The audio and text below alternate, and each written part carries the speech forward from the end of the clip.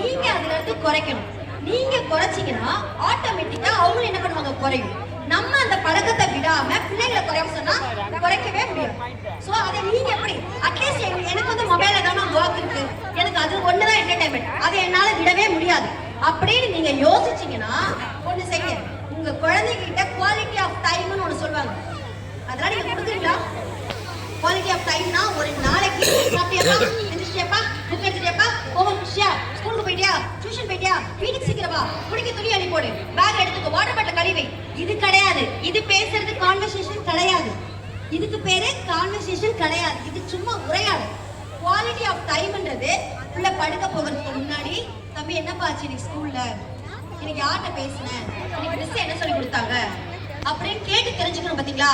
அந்த மாதிரி பேசுறது குறைஞ்சுக்கிட்டே போகுது. அதுதான் காரணம்.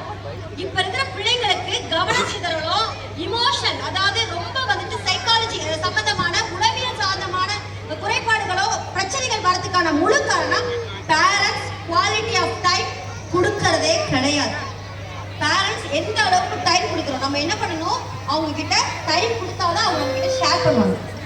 அவங்களுக்கு சொல்ற விஷயத்த வேல்யூ பண்ணணும். ஸ்கூலுக்கு பணம் கட்டிட்டேன், கேட்டதெல்லாம் வாங்கி கொடுத்துட்டேன், என் கடமை முடிஞ்சிருச்சு மேம். அவன் இது வரைக்கும் கேட்டு நான் நோன்னு சொன்னதே கிடையாது. இதுவா நல்ல பேரண்டியல்? இது நல்ல பேரண்டியலா?